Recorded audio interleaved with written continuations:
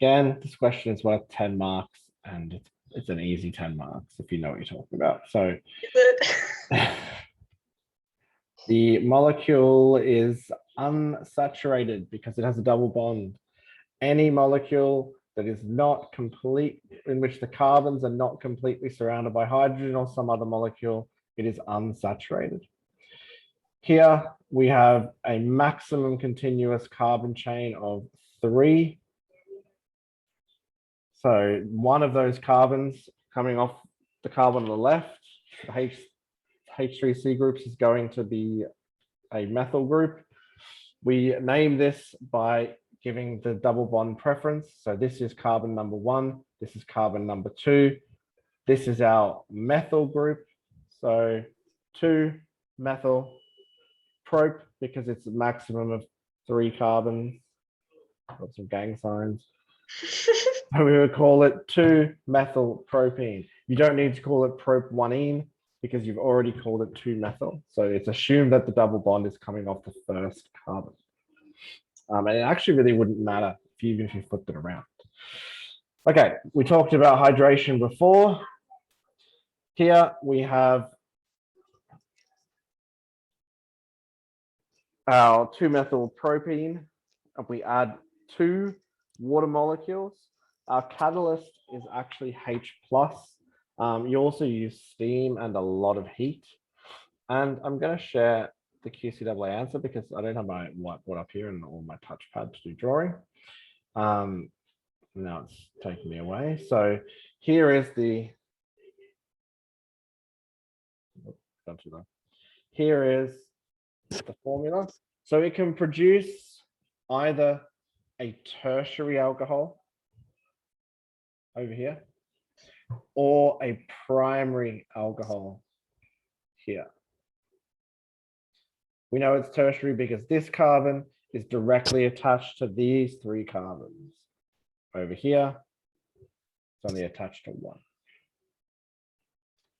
So there are 2 major products. If we look back here, the next question is, what is the major product? Now, they didn't really teach you this. They never do because it's an abstract concept.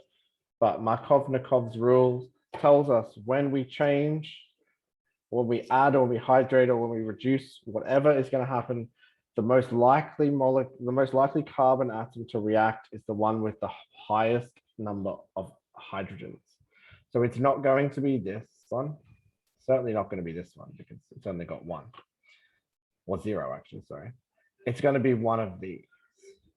So if one of these react and become an OH group, it is going to be a tertiary alcohol because the carbon that the OH group is attached to is going to be attached to 3 others. And remember, we're breaking this double bond in hydration and we're sticking another OH group on there. We're not removing one of these groups. So the major product is going to be the tertiary alcohol because it's likely to react with the carbon that has the highest number of hydrogens, which will be the tertiary alcohol. Now, again, to this 5-mark question, I don't know how this is a 5-mark question or how they decide that they're going to provide the marks. This question should be worth 2 marks. But when we have a primary alcohol and a tertiary alcohol, we're looking at the hydrogen bonding. It's going to be the difference between the 2. So we're looking at the boiling point. We can't use solubility because they're both going to be soluble in water. So we stick them both into water. They're already in water in our solution. The primary alcohol has a higher boiling point because the OH group can interact more freely with the water. Whereas a tertiary alcohol, it's got to get through and it's sort of around. It doesn't quite have as much access to it. So you can use distillation. You can use distillation to separate the 2 because we know that the primary alcohol will have a higher boiling point. Again, I don't know how that's worth 5 marks, but apparently it is.